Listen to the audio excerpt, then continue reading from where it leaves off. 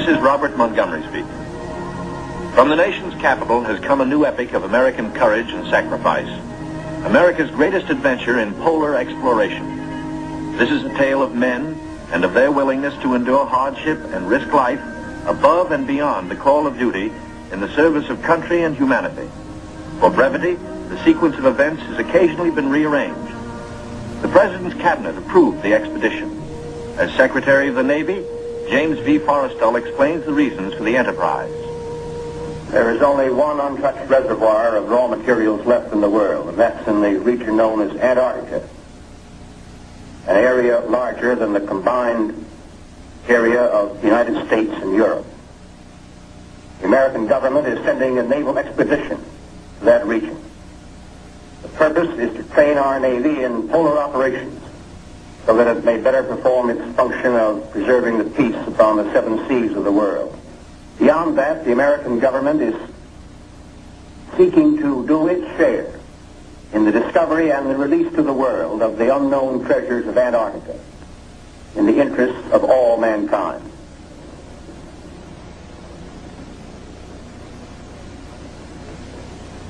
Thumbs up to this, gentlemen. The Secretary has approved our plans, confirming you, Admiral Byrd, as the officer in charge of the expedition, and you, Admiral Cruzen, as the task force commander. And we get everything we need. That makes Operation Highjump the greatest polar expedition in history. Admiral, time is going to be our greatest handicap.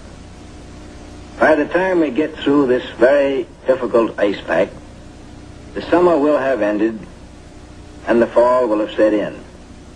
Never before has anyone attempted to take a fleet of thin-skinned steel ships through 300 miles or more of crushing ice pack. I have great faith in your skill, courage, and determination. And now, gentlemen. Admiral Nimitz reviews the operations plan.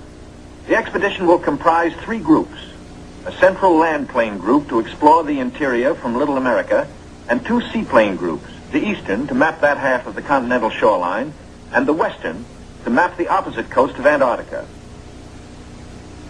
After the original orders have been issued, 3 months of planning are needed to organize the giant venture. This is Robert Taylor speaking. At the world's greatest naval base, Norfolk, Virginia, ships of the Central and Eastern groups are loading. The flagship, Mount Olympus, equipped with powerful radio and radar, will serve as the leader's voice of command. Admirals Byrd and Cruzen come aboard to check staff preparations, food, fuel, and clothing for 4,000 men. Byrd greets staff officers who have fitted out the expedition. Not a few vessels, but a fleet. Officers and men, not hundreds, but thousands, and pilots by the score. The Chief of Staff, Captain Quackenbush, calls up the fleet's youngest recruits to meet the admirals, who name them Running Jump and High Jump. The pups are unimpressed by rank. Running Jump and High Jump are first arrivals from the Chinook kennels at Wanalancet, New Hampshire, where sailors are learning the art of navigating dog sleds. Everything happens to sailors. But soon they come to understand and to love the Huskies. They watch their dogs carefully to see that they have enough to drink and enough to eat, and always at the right time. Dog Watch Bluejackets practice the patient care that will keep the dogs in prime form.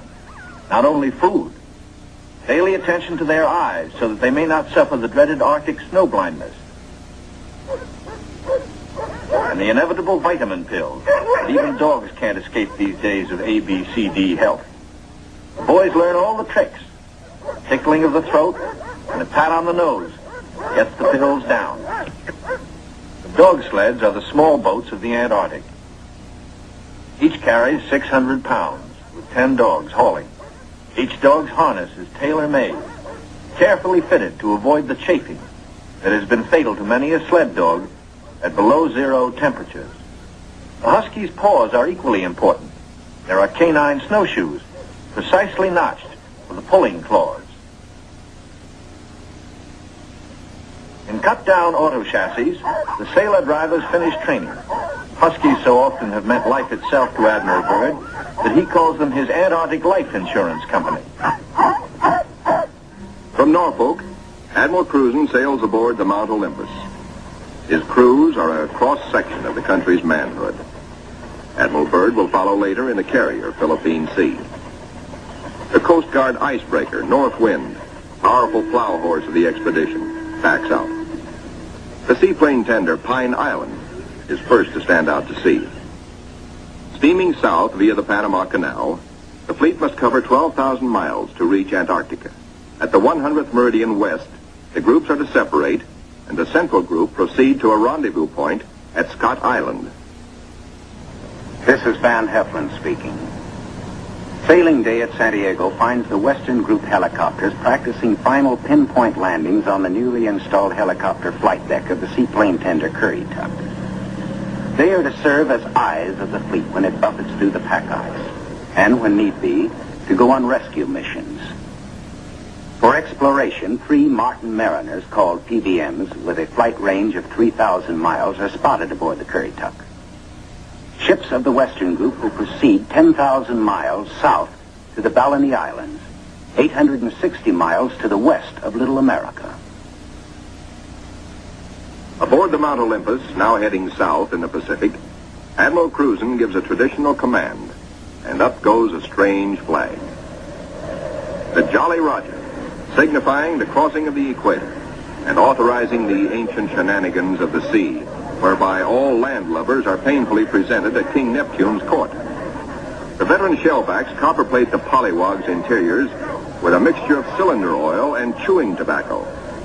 Next, the pollywogs must kiss the bosun's belly, the only kiss they'll have for many a long month.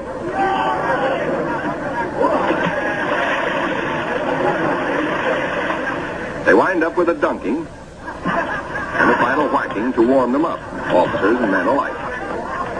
Wearing the whiskers of Neptunus caninus, Ricky, the veteran husky, presides as the pups become doggy shellbacks. The oncoming shadow of the Antarctic intensifies preparations. Bamboo is spread for trail marker sticks.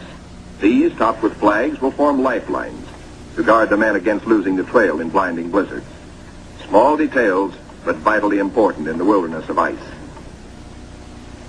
The dogs are inoculated against infection. Now the serious business of the sea takes over. Danger menaces the fleet oiler, Cacapon. She must fuel the fleet now to lighten her cargo of 4 million gallons of oil. If storms strike her, plates may warp, rivets shear, and her back may be broken. And ahead are the dreaded roaring 40s. Deck parties run with hauling lines, bringing over the Cacapon's captain for a conference.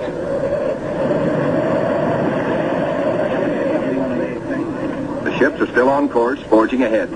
But the Cacapon's salty skippers smell storm coming. Few ships travel this lonely ocean, so there are no weather reports. We've got to finish this job fast, he roars, or we'll be caught in a stiff blow. And blow she does.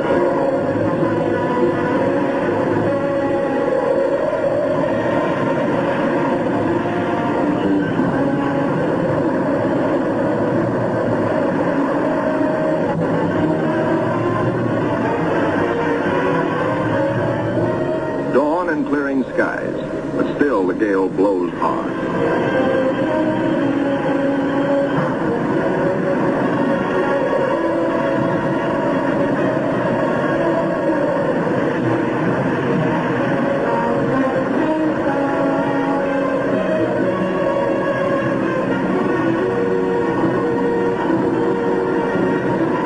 Aboard the seaplane tenders, rolling decks imperil the big seaplanes.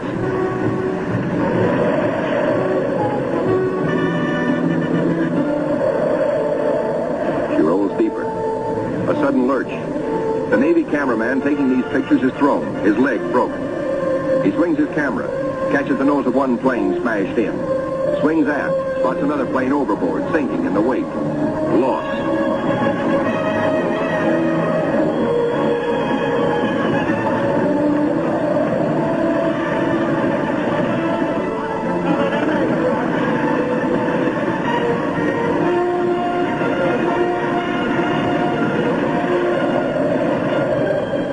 There's no loss of life, but below in sick bay, the surgeons are busy with the injured. Today, with Navy's modern science, An injured seaman is soon up and about. We go back now to Norfolk and sailing day for Admiral Byrd. 6 DC-3s, called R4Ds by the Navy, make the longest taxi run in Navy Yard history, each with crewmen riding the tips of their 98-foot wings. Poles and buildings have been removed to clear their way to the 30,000-ton carrier, Philippine Sea. Admiral Byrd will sail the carrier close to the edge of the pack ice, then fly his 6 30,000-pound land planes from her deck, 800 miles across the pack to Little America. A daring and dangerous plan. But precedent was made in 1942 by Jimmy Doolittle and his much smaller B-25s, Tokyo-bound from the carrier Hornet.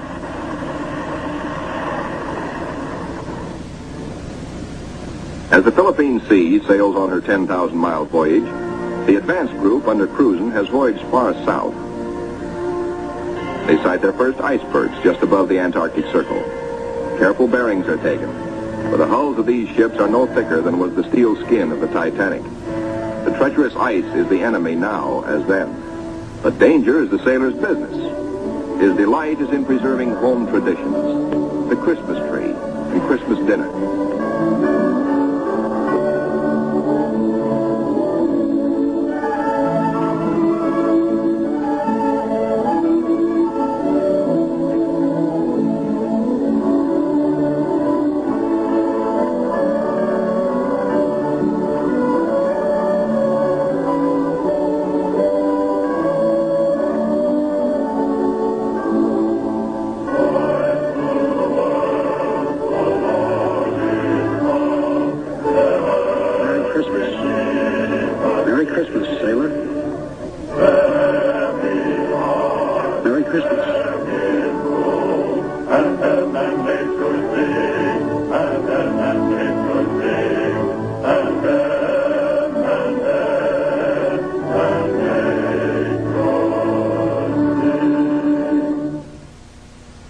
We'll be right back with TNT Overnight. 50 years of classic films all night long.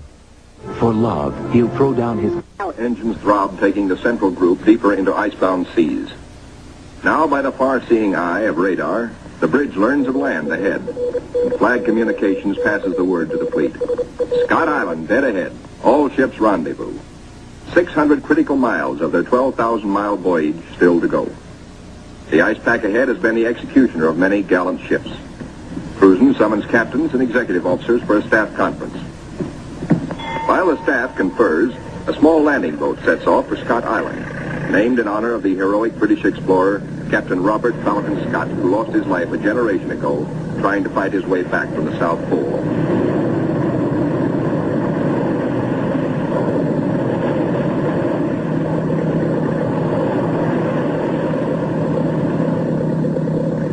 In such surging seas, landing is impossible. The boat heads back for Mount Olympus with serious news. Cruzen must abandon his plan for a weather station here on this rugged submarine mountain. Time presses hard. With his operation officers, Cruzen transfers his flag from Mount Olympus to the Coast Guard icebreaker, North Wind, for she must take the lead, cut the channels. Admiral Cruzen's battle now begins. Through 600 miles of peril, the Admiral must bring his ships to the open Ross Sea, and thus to the Bay of Whales and Little America. Cruzen signals, "Follow me," and sets a careful course past icebergs. There she blows, sings the lookout. There she breaches, close aboard. These huge whales measure up to 80 feet long, and each yields oil worth more than $2,000. The radar watch informs the bridge they have picked up a big ship, a Norwegian whaler, with her killer craft in close company. The Norsemen report the heaviest ice pack in 40 years. This year, they tell the Americans they're staying to the north of the ice. The Norwegian captain urges, exercise extreme caution. The American fleet proceeds. Here is the most treacherous navigation in all the 7 seas, with every floe, every berg a potential killer of ships. 7/8 of the berg lies underwater. Its jutting ice foot can slice into a ship like a can opener into a can.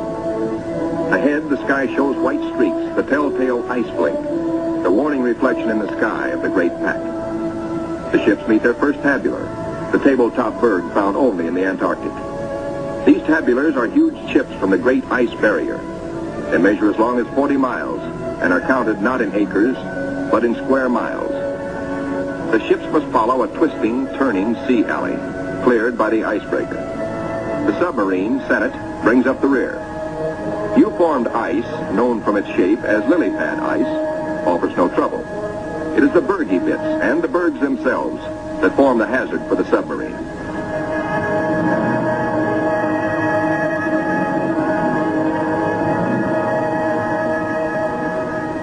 A little Adderley penguin comes aboard as pilot and rides the deck for 2 solid days. Navy cameramen find new subjects, a group of emperor penguins feeding in the lead.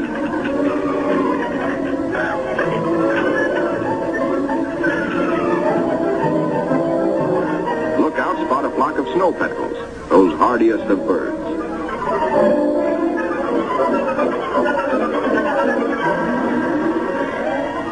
Admiral Cruzen orders reconnaissance by helicopter and himself boards the plane as observer. For the first time, the helicopter serves as the eyes of the fleet to scout out a way through the ice.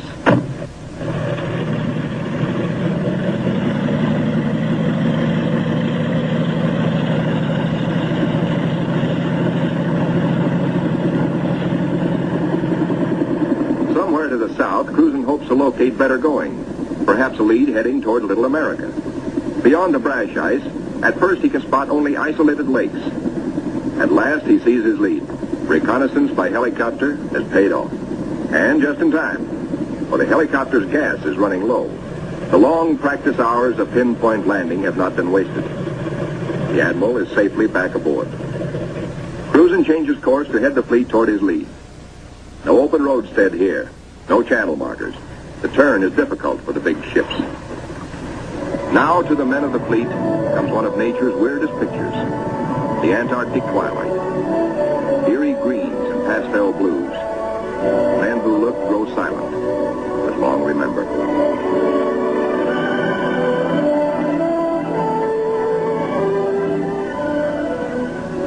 Nor will they forget the dawns and the seals.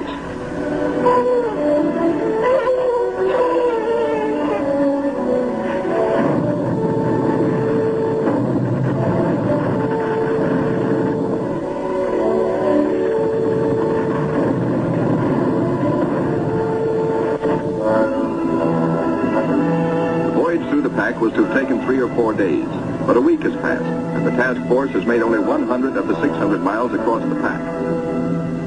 An emergency radio to the north wind summons instant help. The submarine, Senate, is caught. The jaws of 2 ponderous pressure flows are closed in, locking her in a white vice. The submarine is in acute danger of being sunk.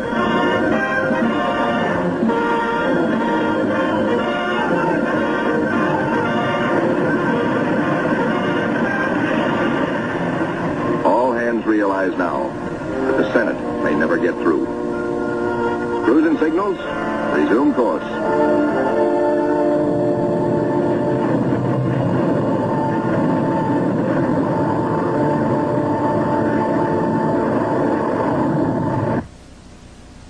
Meanwhile, the Eastern Group has steamed to Peter I Island, 1,250 miles northeast of the main base to be established at Little America.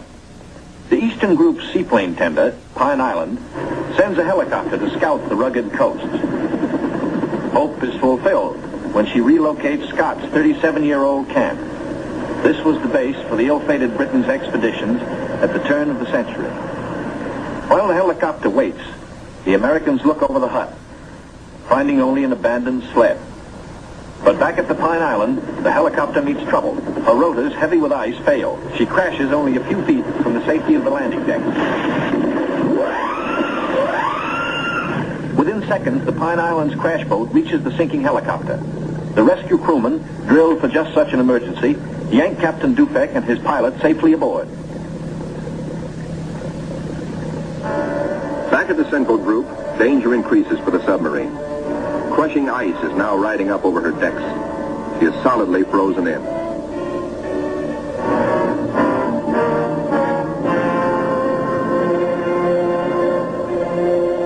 The situation is desperate. Clearly, she cannot undergo further risks. There are 85 men aboard. The ice locking her in is a solid pressure field spotted with birds. She must be taken back. The north wind cannot get the fleet through if constantly halted to rescue the submarine.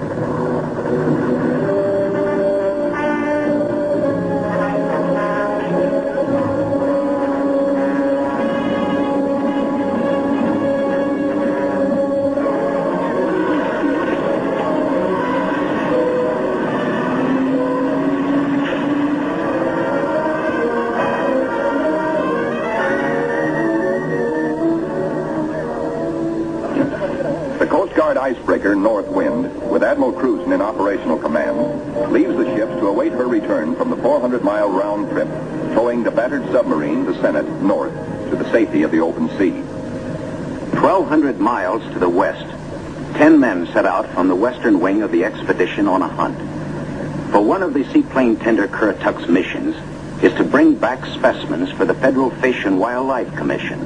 The marine marksmen storm the ice floes. These seals are armed with tiger-like jaws, easily capable of mangling a man's arm or leg. The men risk the slashing jaws of the master bull himself. He's no calf, he fights to kill. Once secured, he finds out for the first time in his life what it's like to be petted. That's not so bad. They total up their catch for the scientists back in Washington. 6 leopards and 1 rare Ross seal. The first Antarctic seal ever to fly through the air with the greatest of ease in a cargo net. 3 days later, disaster presses close to the ships of the Central Group, helpless without the icebreaker. Their 2,000 men are marooned in a frozen sea. Below the waterlines, damage control crews labor in icy water to shore up the inward closing plates. The lives of all hands are at stake.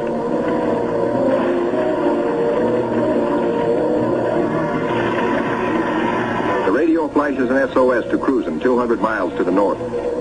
Quickly, he orders the submarine to go on by herself to Scott Island and there operate as a weather reporting station. And now begins a race against time well worthy of high place in the traditions of the United States Coast Guard.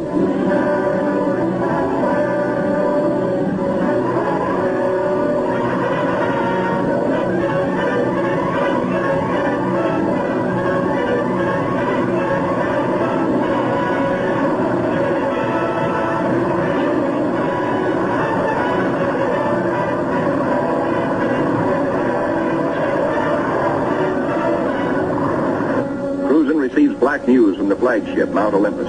Already 5 frames forward stove in, more weakening. Only the north wind can bring salvation to the 2,000 men of the stricken fleet. Dr. Seipel, Army ice veteran, volunteers to test the floes. If the ships must be abandoned, will the ice support the survivors? Cruzen awaits Dr. Seipel's verdict. Seipel reports the ice cannot be trusted.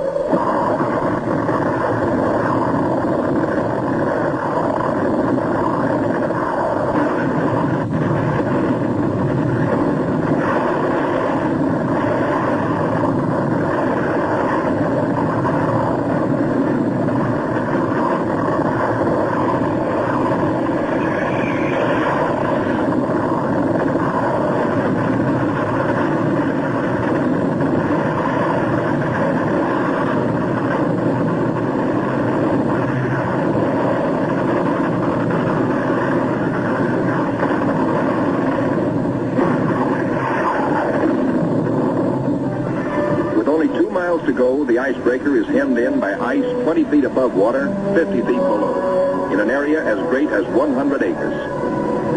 Hopelessly gripped by the ice, the cargo ship Merrick is now in grave peril.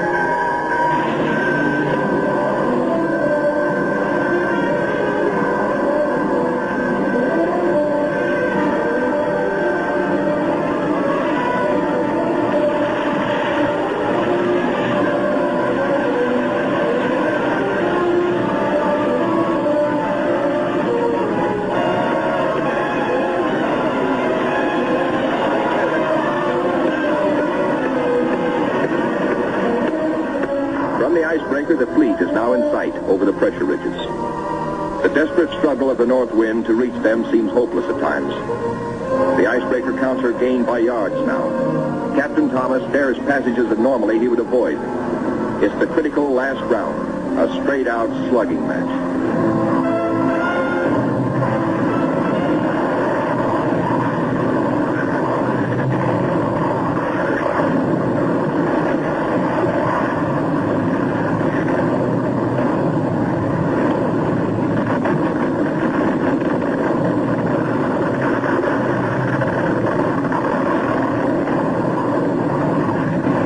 The north wind reaches the nearest ship, the Yancey.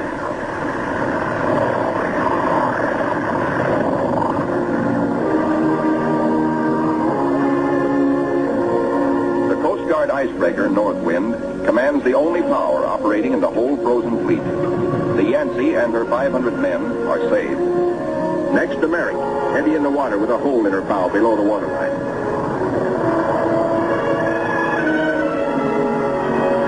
Wind reaches the flagship, Mount Olympus, cuts her free. The fleet has survived. 2,000 weary American sailors are safe. Beyond the great ice whirlpool that held them fast, they steamed through the southern edge of the pack, through to the open waters of the Ross Sea, and little America dead ahead. Word of the deliverance of Admiral Cruzen's men reaches Admiral Byrd aboard the carrier Philippine Sea as she passes through the Panama Canal, Pacific bound. Officers watch sharply. The glove-tight fit of the 750-foot hull requires that the ship be kept exactly ruler edge true to the sides of the lock. The Philippine Sea navigates the canal in a day. As she heads south in the Pacific, Admiral Byrd devotes all his time to the flight ahead, perilous but of vital importance to naval aviation. Never before have such huge planes attempted carrier deck takeoffs. Never before have wheels and skis been combined in one landing gear. The wheels for deck takeoffs and the skis for landings on ice. The grave risk is that one may interfere with the other and bring disaster. Byrd makes the decision. The wheels will have only a 3-inch clearance between skis and deck. Upon this will depend the lives of 40 men, and he will lead the way. Triumph at last for Admiral Cruzen. The entrance to the Bay of Whales, the famous 400-mile Ross barrier. The Admiral can now relax. He, an American admiral, has brought a modern fleet for the first time into the innermost waters touching the great unknown continent of Antarctica. This is an historic moment. At long last, Admiral Byrd has realized his dream of many years of reaching little America with men and ships of the United States Navy. Reception committee. Hey, gang, hurry up. Look at the big penguins in our bay. Big penguins, bigger than emperors. Big black mountains that move. They walk like us, but not quite the right way.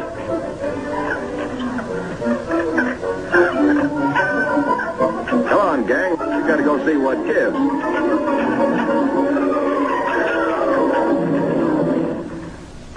The big penguins and their big black mountains, the ships, are on 24-hour duty, with the first job to secure all mooring lines. Big timbers sunk deep in the ice serve as anchors.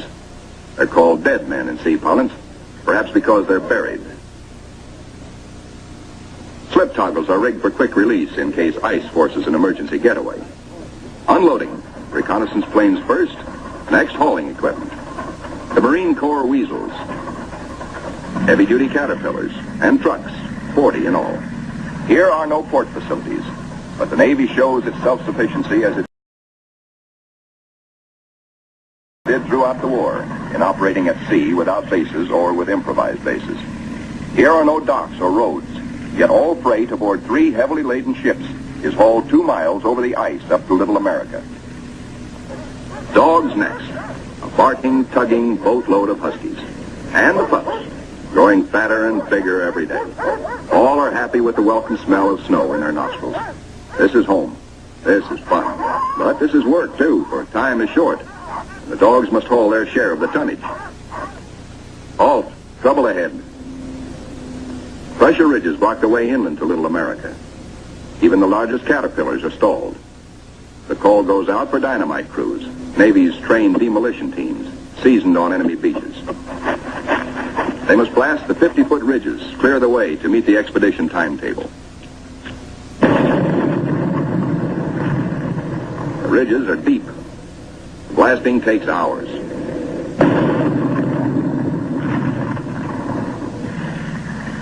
Seabees and their bulldozers follow, smooth out the road for the big cats. In 2 hours, they bridge crevasses 100 feet deep. And so 10,000 tons of gear, brought down by the cargo ships, start moving up to Little America. Work goes steadily forward. Seabees, with all hands helping, use every one of the 24 hours of daylight in the South Pole summer. Caterpillars with snowshoe oversized treads accomplish in hours the work that in old days hundreds of dogs could do only in weeks. Airstrips, smoothed out with drags, take high priority. Byrd has flashed word from the Philippine Sea, now standing by off the pack ice, that he's ready to fly his R-4Ds in. It's up to the work parties to make up the time lost in the pack ice. Up to these men to work while gusty winds drive flesh-cutting gravel-like snow across the open, or to dig deep for storehouse foundations.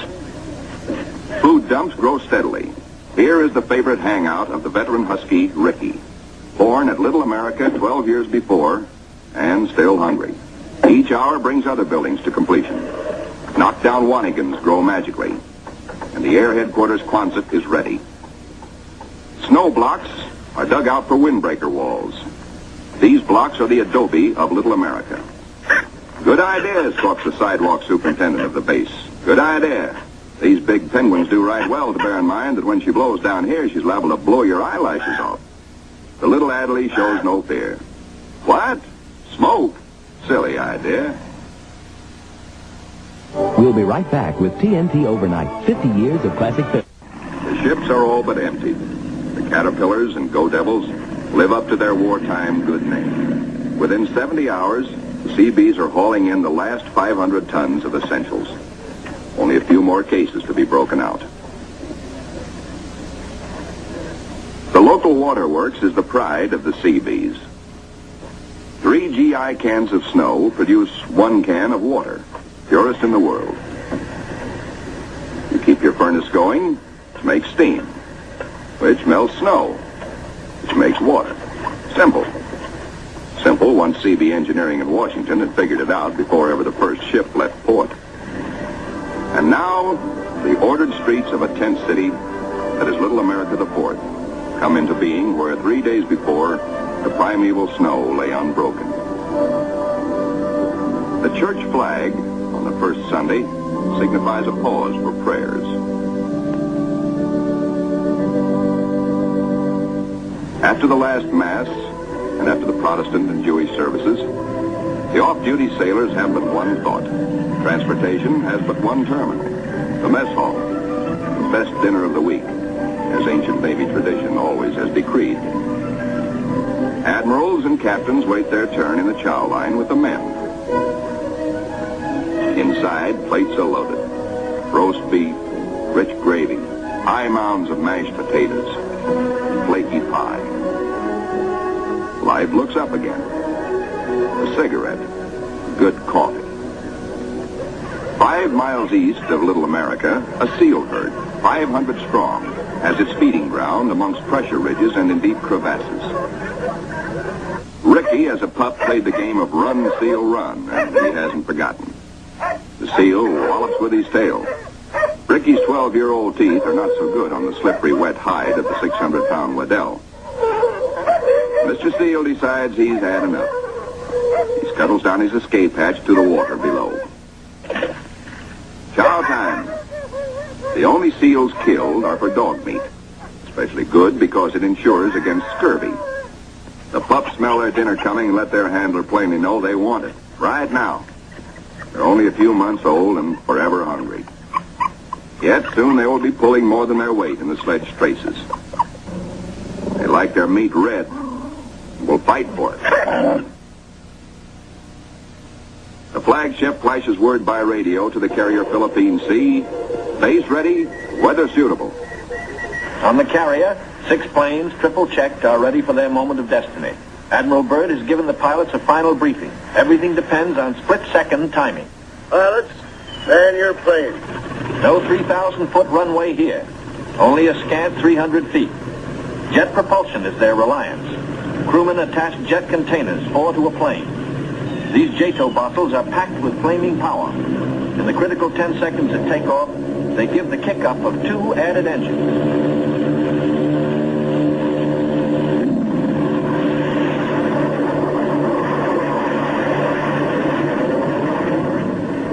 Byrd is airborne in exactly 100 feet.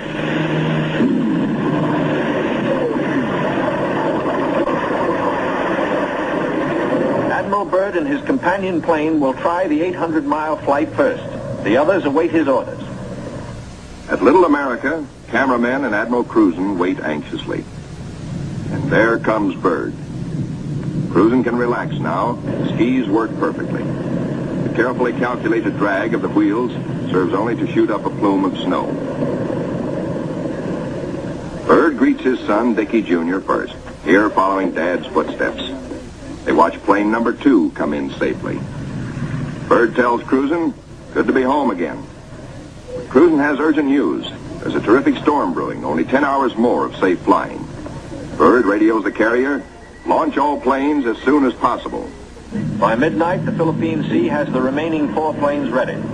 They must risk a takeoff in darkness before the terror of the storm strikes.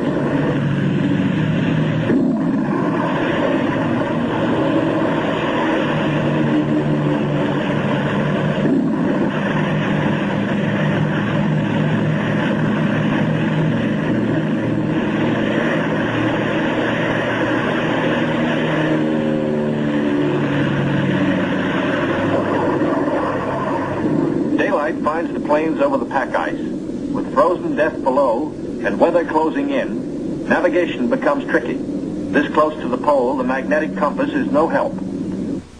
At the base, men scan the gray skies, looking, and finding only the blackness of the approaching storm, now visible to the east.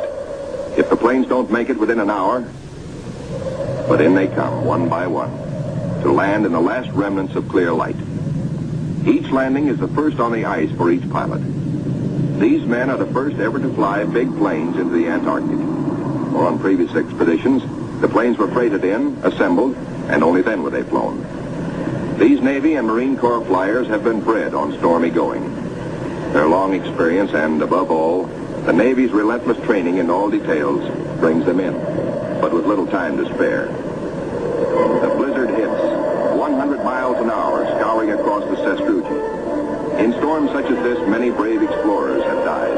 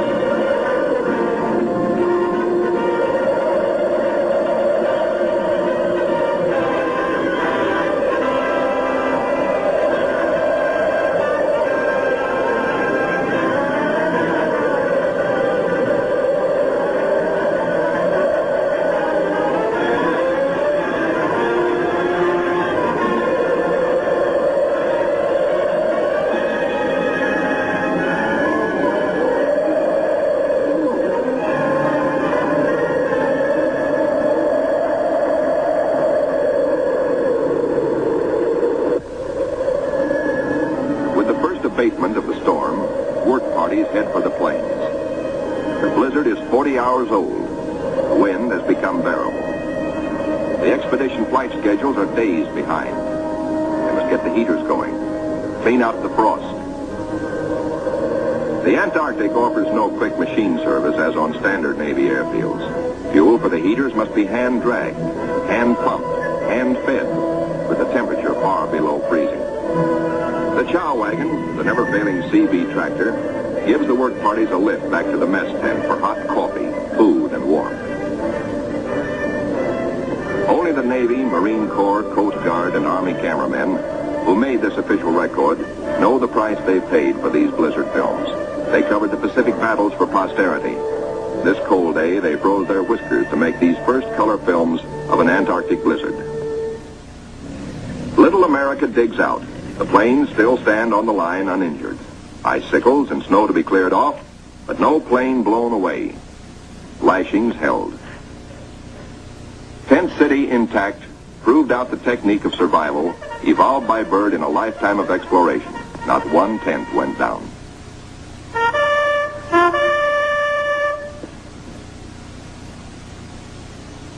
No matter how great the pressure of work, the flag must be raised with a ceremony which is its due.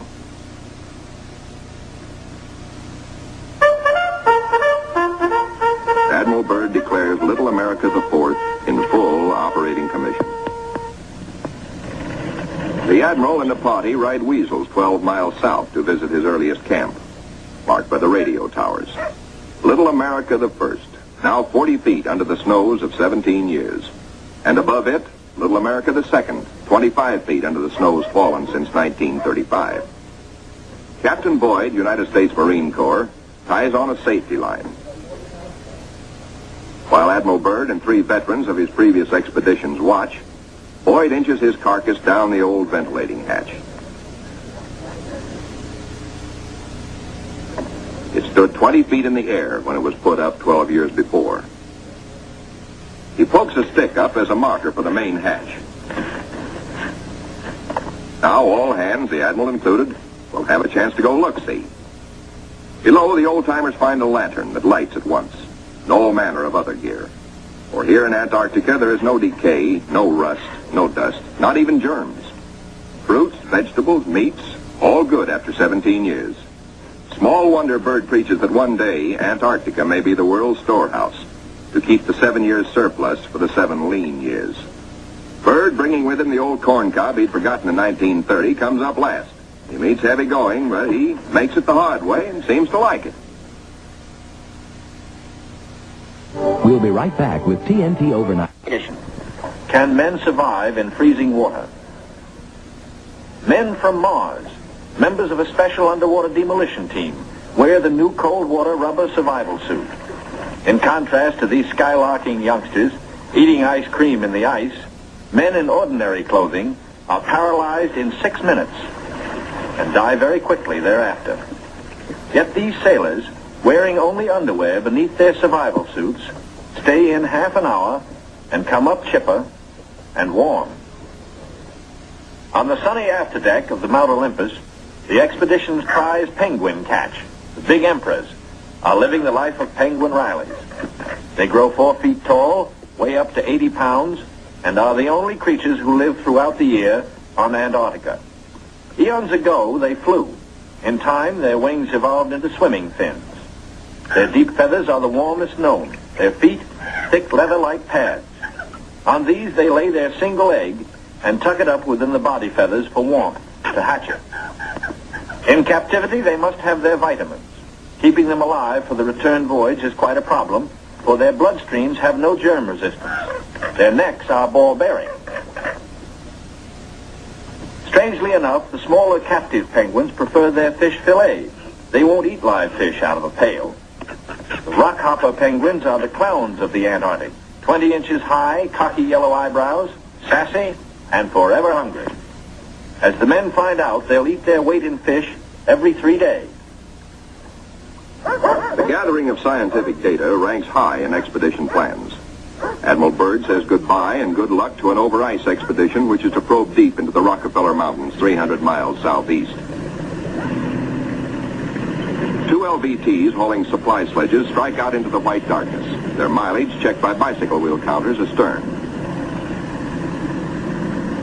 In the mountain rocks, they will seek minerals and ancient petrified vegetation. Hourly, they will record important aerological data. But exploration by plane has priority 1. 1.5 million square miles are to be explored and mapped, and the oncoming winter soon will end flying weather. The wheels come off. Before takeoffs and landings on the ice must be made by skis alone, delicately balanced to feather in the wind, yet strong to stand the shattering shock of landings. Organized exploration on a scale hitherto undreamed of calls for precision timing. Each plane is serviced on exact schedule with 1,200 gallons of high-test gas and with preheated oil tested to function at 80 below. A pressure tank, especially designed for operations in deep cold, pumps the oil into the planes. Daily flights begin. Each plane has a definite sector to explore, a definite timetable, a definite radio report schedule. While the weather holds, flights operate around the clock.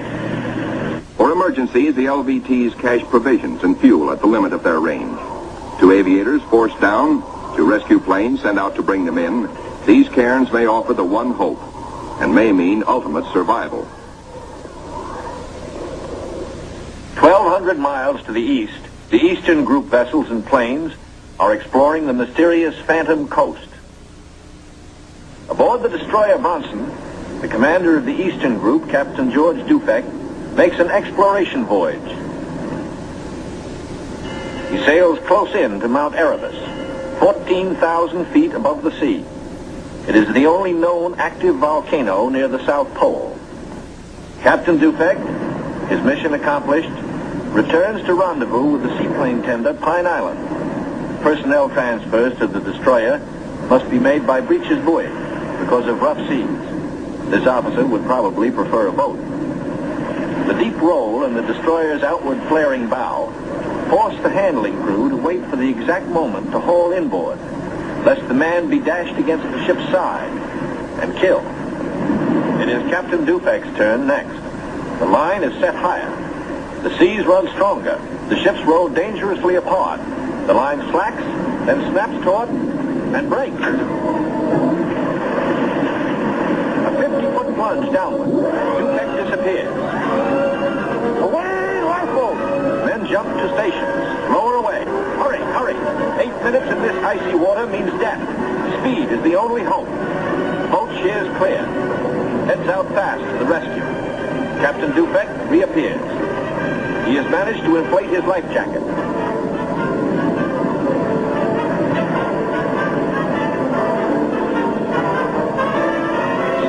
Gone. Dufek grabs the lifeline. The seaman clutches him. By a margin of seconds, he is safe.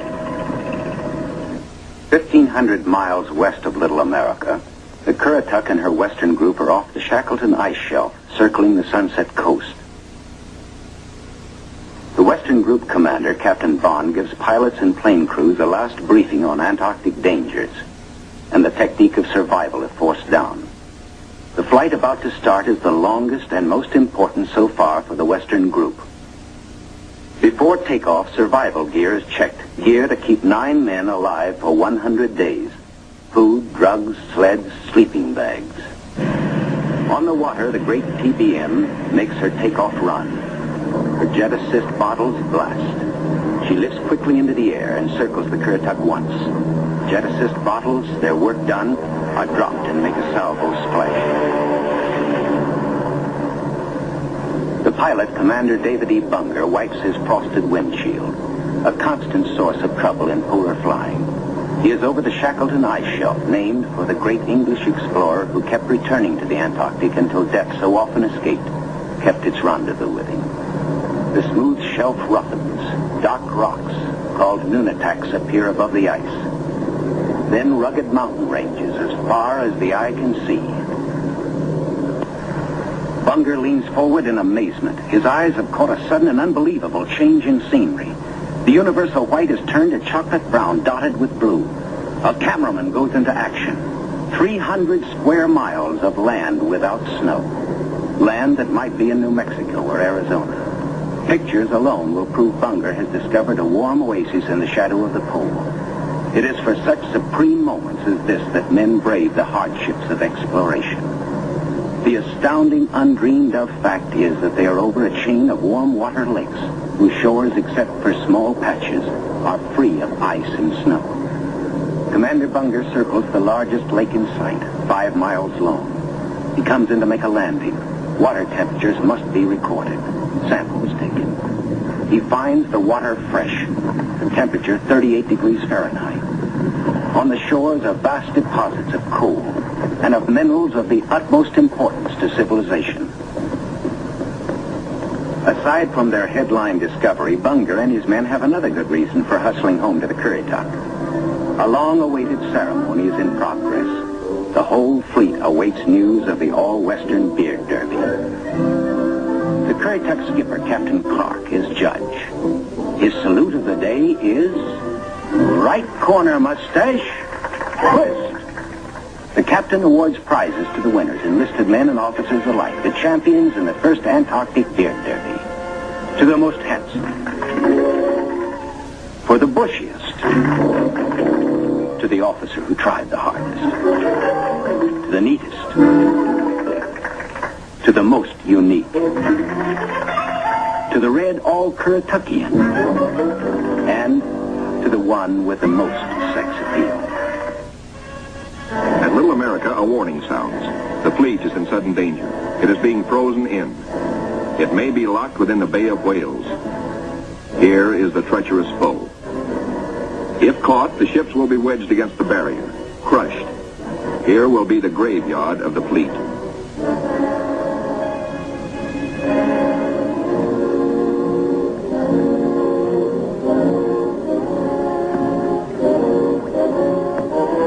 Icebreaker North Wind goes into action. Ramming, backing, ramming again to break up the crushing flows. Landing craft work frantically to loosen the ice around the ships so propellers may turn without shearing off. One by one, the ships are cleared, get underway. Byrd remains behind with 197 volunteers in grave problems. His most important exploration flights will now lack the powerful directional radio of the Mount Olympus. To get his men out, he must hope the icebreaker can crash her way back in time. Otherwise, he and his men will be frozen in for the 9 sunless months of the dark, treacherous Antarctic winter. Marooned, Admiral Byrd and his staff plan the big flight to the South Pole and far beyond. This is the culmination, the last mass flight. 4 planes spanning out over a continent of unknown territory larger than Texas, California, and Arizona combined. Over freezing wastes without people, without life, without vegetation. Nature's most formidable challenge to man. The 4 planes are gassed up. All controls triple checked. Motors heated. For they face cold as extreme as 60 below. Unrelenting, murderous. Photographic units lead the parade of science to the planes. Each is a flying laboratory. The cameras are the trimetricons and the K-17s that spied out enemy secrets during the war. Now each plane carries 250 pounds of film to record some of nature's last great mysteries. The war's secret radar magnetic detectors are here too, bolted on like bombs. In war, their electronic impulses spotted minefields buried deep under the surface. Now they will read far below the ice, detect and identify minerals, coal, iron, precious ores. Byrd gets the words, "Ready, sir." He boards the leading plane. Gives the command, take off. Crews hasten to rock the ships and thus free the skis frozen to the ice. Now all the work that has gone before, the planning, the task of preparing ships, of training men, the perilous voyage through the ice, now all of these investments of time and sometimes of suffering are come into focus. Takeoffs were non-stop flights over the desolate, danger-studded wastes of Antarctica. Flights of great distance, the equivalent of, back at home, winging non-stop from the Canadian border to the Gulf of Mexico. Aviation is all important in the Navy's Antarctic exploration, just as aviation is all important in a modern Navy that must be strong under and above the sea, as well as on it. We'll be right back with The shelf ice, Byrd leads his 4 planes in the long climb over pressure ridge areas, heading for the polar plateau, 10,000 feet up. Below are no landing fields, only deep crevasses. Pressure ridges 100 feet high. Instant destruction for a plane forced down. Byrd pioneered the first South Pole flight in 1929. He applies again the practice of constant vigilance, careful calculations that assured his earlier successes. Over this cruel country, Byrd flies today at 3 miles a minute. In earlier explorations, 3 miles in one day was frequently the utmost for Shackleton and Scott for Britain, Amundsen for Norway, and Byrd himself for America. The Beardmore Glacier, 200 miles long, 50 wide, 1,000 feet deep, who knows. Byrd checks position by the sun compass. The glacier signals the South Pole itself. Here, Byrd drops the flags of the United Nations, carefully boxed, a symbol of America's goodwill to all nations. Now beyond the pole, Byrd focuses his cameras and magnetic detectors on land new to him and to all mankind. In eastern group waters, the seaplane tender Pine Island swings out a plane, listed on the fleet's roster as Mariner George 1. Crew members look out. No shadow of coming disaster troubles their young faces. Captain Caldwell, observer. Lieutenant J.G. Frenchy LeBlanc, pilot in command. Lieutenant J.G. Bill Kearns, co-pilot. Ensign Lopez, navigator. And a crew of 5 take off to map the treacherous Phantom coast.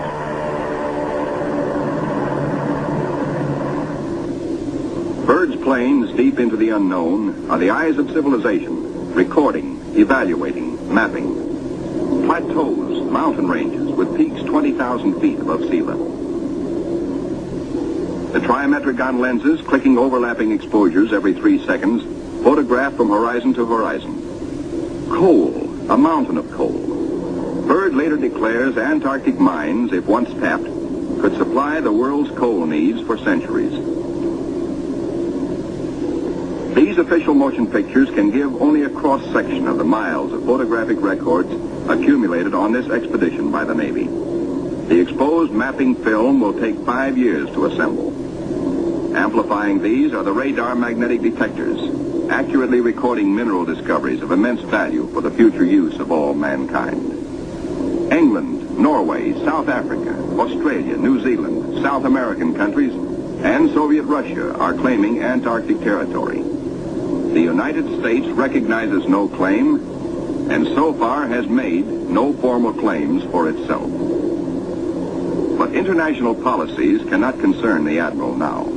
His duty is to keep his flying laboratories functioning, to fulfill his dream of a lifetime. The word, "Gas half gone, sir," comes from the engineer tabulating fuel tank readings. Byrd radios his pilots, return to base. By the third leg of their triangular course, the planes head back for Little America. Byrd's plane takes the widest swing fuel permits as the lenses of the Trimets continue recording new territory. This is the last big flight. Byrd is determined to record the maximum possible. One by one, the planes swing in over Tent City. Flight operations checks them in and safely down. Plane 2, plane 3, plane 4. But not plane 1. Byrd's plane is yet to be accounted for. Byrd is missing. Out over the ice, Byrd is in trouble. His starboard engine is cutting out, now stops. His one remaining engine is losing power. The altimeter needle starts dropping down. The plane is losing altitude. All 4D1 to base, all 4D1 to base.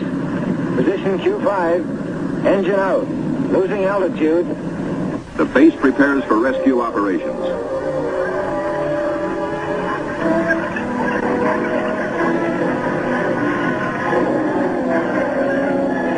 Handicapped by the partial power of one engine, the plane is in jeopardy.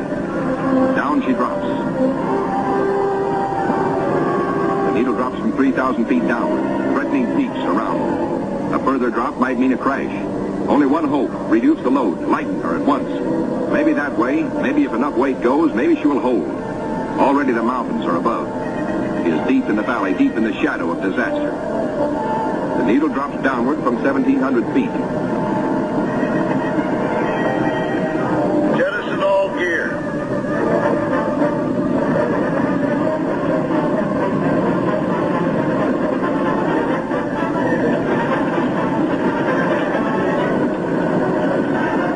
Only the precious films and records are saved. The gamble is life or death.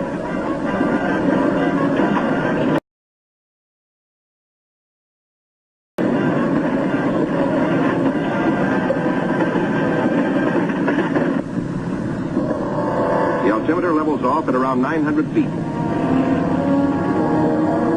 Slowly she starts to climb. She is gaining altitude. Pilot signals 4-0. 3 hours later at the base, crippled plane comes into sight. Men peer closely, tense, hushed, as they see the starboard prop dead. The one-engine landing is tricky at best. With skis, on ice, hold your fingers crossed for the pilot.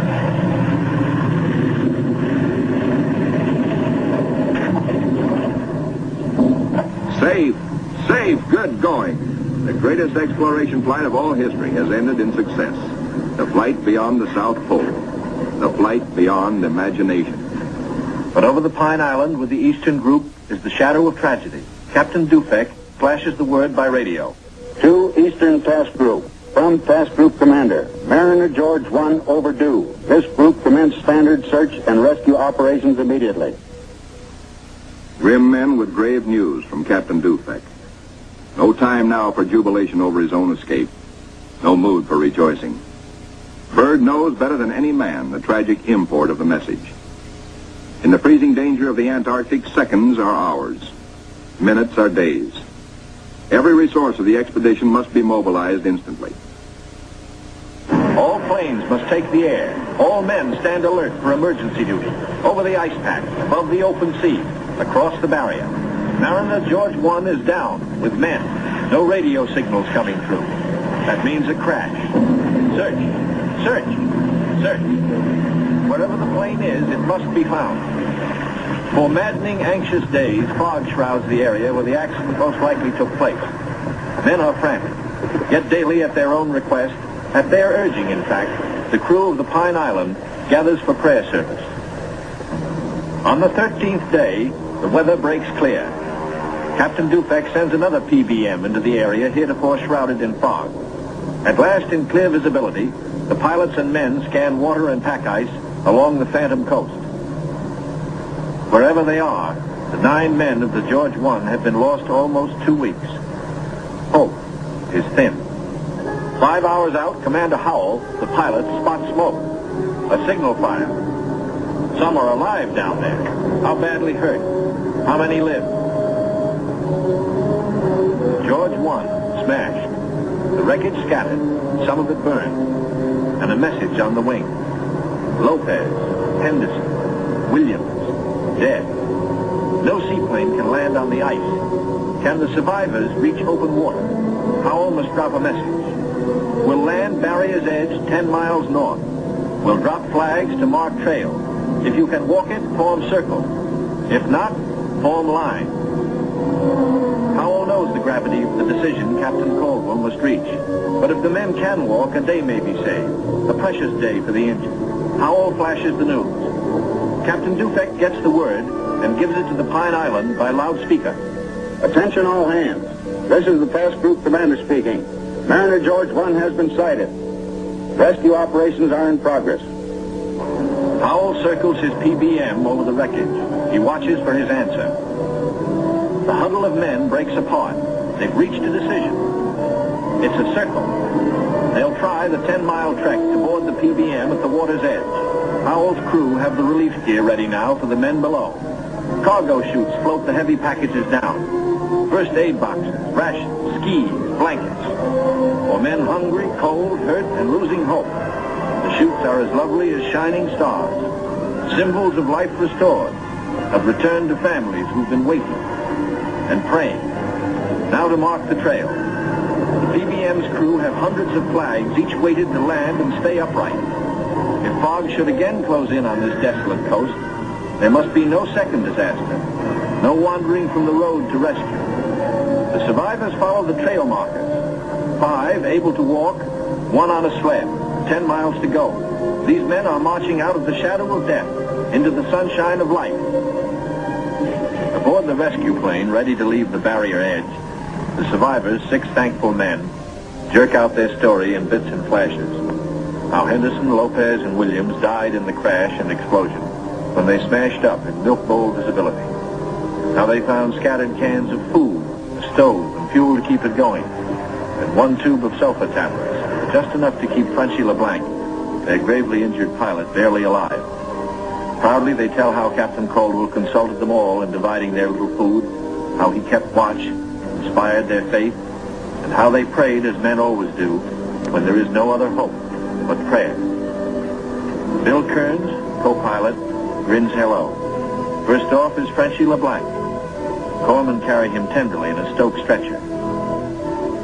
Moore and Robbins pulled him out of the blazing nose of the plane, but his back, hands, and face suffered 3rd-degree burns, and in the Gethsemane of waiting for rescue, both legs were frozen to the knees. Amputation is inevitable. but he will live. The ship's company of the Pine Island greets their skipper, Captain Caldwell, observer on the flight.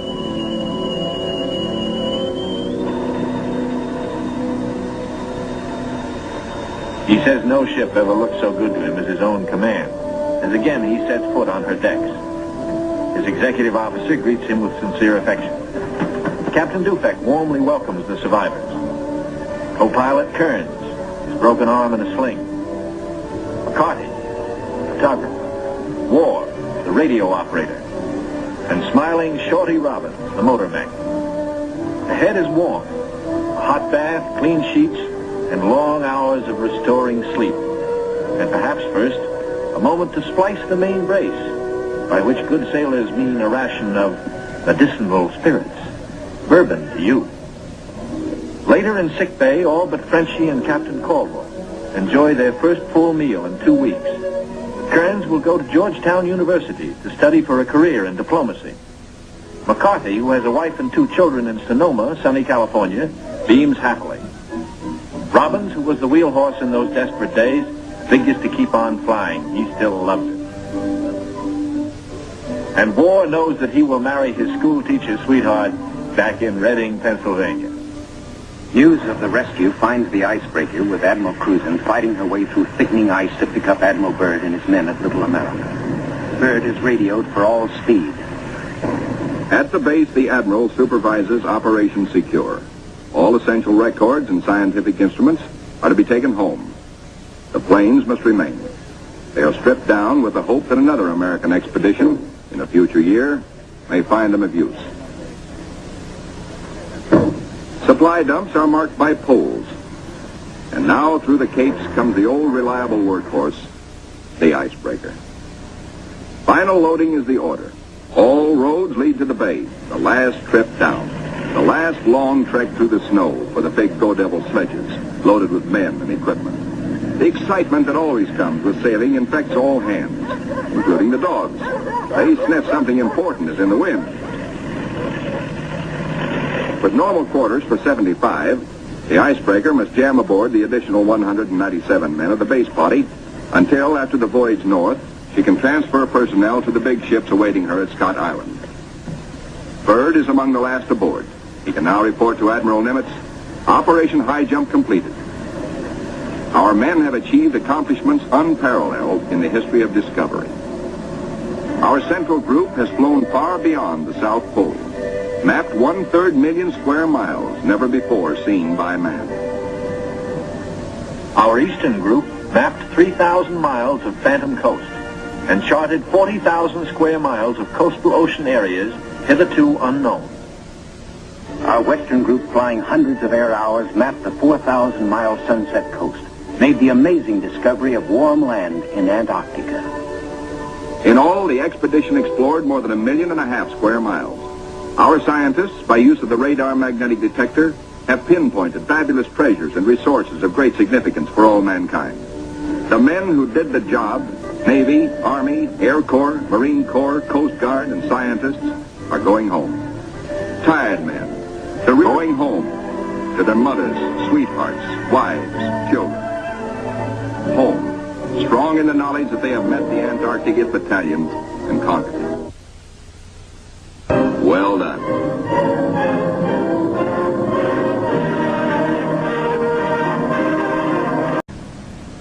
For exploration, 3 Martin Mariners, called PBMs, with a flight range of 3,000 miles, are spotted aboard the Currituck. Ships of the Western Group will proceed 10,000 miles south to the Balleny Islands, 860 miles to the west of Little America. Aboard the Mount Olympus, now heading south in the Pacific, Admiral Cruzen gives a traditional command, and up goes a strange flag. The Jolly Roger, signifying the crossing of the equator and authorizing the ancient shenanigans of the sea, whereby all landlubbers are painfully presented at King Neptune's court. The veteran shellbacks copperplate the pollywog's interiors with a mixture of cylinder oil and chewing tobacco.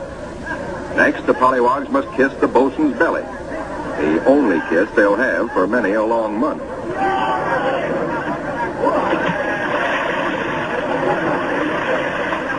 They wind up with a dunking and a final whacking to warm them up, officers and men alike. Wearing the whiskers of Neptunus caninus, Ricky, the veteran husky, presides as the pups become doggy shellbacks. The oncoming shadow of the Antarctic intensifies preparations. Bamboo is split for trail marker sticks. These, topped with flags, will form lifelines to guard the men against losing the trail in blinding blizzards. Small details, but vitally important in the wilderness of ice. The dogs are inoculated against infection. Now the serious business of the sea takes over. Danger menaces the fleet oiler, Cacapon. She must fuel the fleet now to lighten her cargo of 4 million gallons of oil. If storms strike her, plates may warp, rivets shear, and her back may be broken. And ahead are the dreaded roaring 40s. Deck parties run with hauling lines, bringing over the Cacapon's captain for a conference. Care that will keep the dogs in prime form. Not only food, daily attention to their eyes so that they may not suffer the dreaded Arctic snow blindness. And the inevitable vitamin pills that even dogs can't escape these days of ABCD health. The boys learn all the tricks. Tickling of the throat and a pat on the nose gets the pills down. The dog sleds are the small boats of the Antarctic. Each carries 600 pounds, with 10 dogs hauling. Each dog's harness is tailor-made, carefully fitted to avoid the chafing that has been fatal to many a sled dog at below zero temperatures. The husky's paws are equally important. There are canine snowshoes, precisely notched for the pulling claws. In cut-down auto chassis, the sailor drivers finish training. Huskies so often have meant life itself to Admiral Byrd that he calls them his Antarctic life insurance company. From Norfolk, Admiral Cruzen sails aboard the Mount Olympus. His crews are a cross-section of the country's manhood. Admiral Byrd will follow later in the carrier, Philippine Sea. The Coast Guard icebreaker, North Wind, powerful plow horse of the expedition, backs out. The seaplane tender, Pine Island, is first to stand out to sea. Steaming south via the Panama Canal, the fleet must cover 12,000 miles to reach Antarctica. At the 100th meridian west, the groups are to separate, and the central group proceed to a rendezvous point at Scott Island. This is Van Heflin speaking. Sailing day at Santiago finds the Western Group helicopters practicing final pinpoint landings on the newly installed helicopter flight deck of the seaplane tender Currituck. They are to serve as eyes of the fleet when it buffets through the pack ice, and when need be, to go on rescue missions. The summer will have ended, and the fall will have set in. Never before has anyone attempted to take a fleet of thin-skinned steel ships through 300 miles or more of crushing ice pack. I have great faith in your skill, courage, and determination.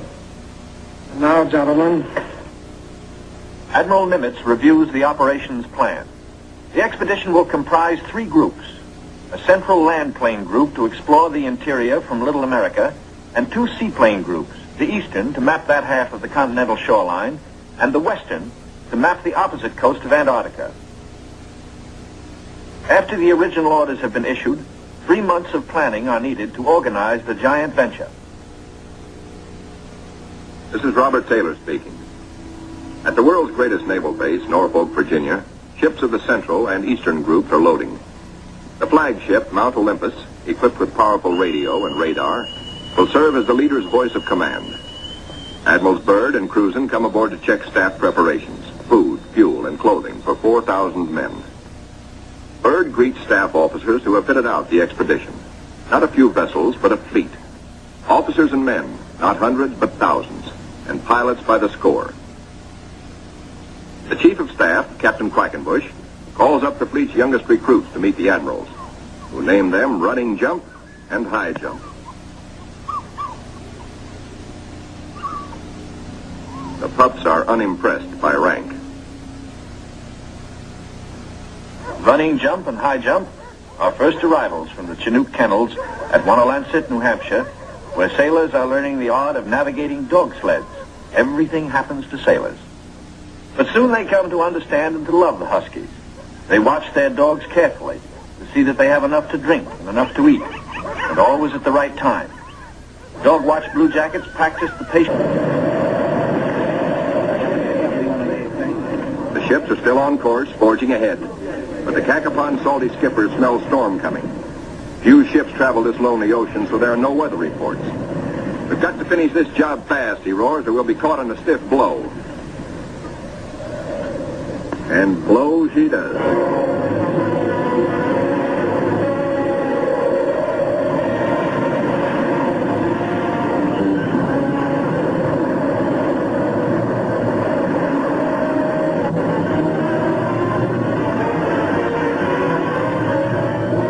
Dawn and clearing skies, but still the gale blows hard.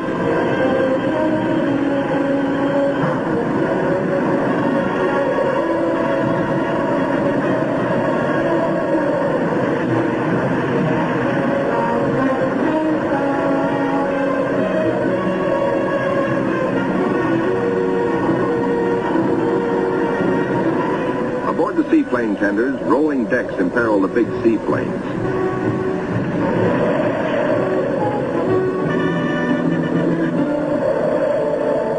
She rolls deeper. A sudden lurch. The Navy cameraman taking these pictures is thrown, his leg broken. He swings his camera, catches the nose of one plane smashed in. Swings aft, spots another plane overboard, sinking in the wake. Lost.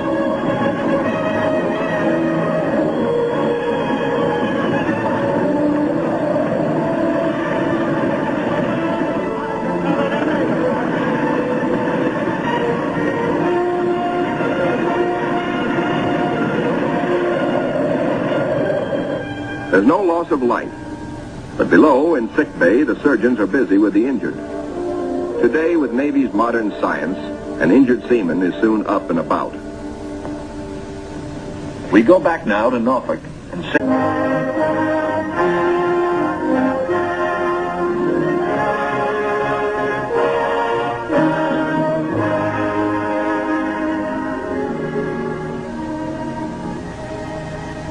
This is Robert Montgomery speaking.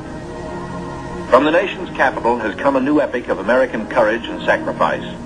America's greatest adventure in polar exploration. This is a tale of men and of their willingness to endure hardship and risk life above and beyond the call of duty in the service of country and humanity.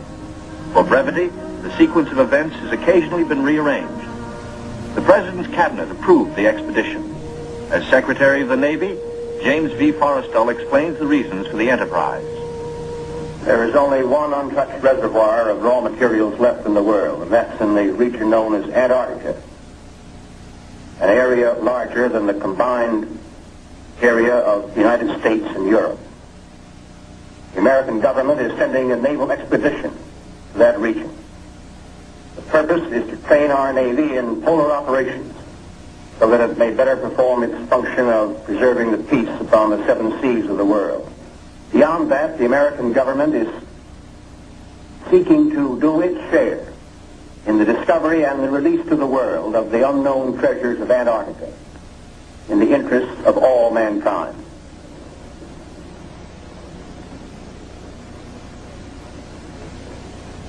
Thumbs up to this gentleman. The Secretary has approved our plans, confirming you, Admiral Byrd, as the officer in charge of the expedition, and you, Admiral Cruzen, as the task force commander. And we get everything we need. That makes Operation Highjump the greatest polar expedition in history. Admiral, time is going to be our greatest handicap. By the time we get through this very difficult ice pack,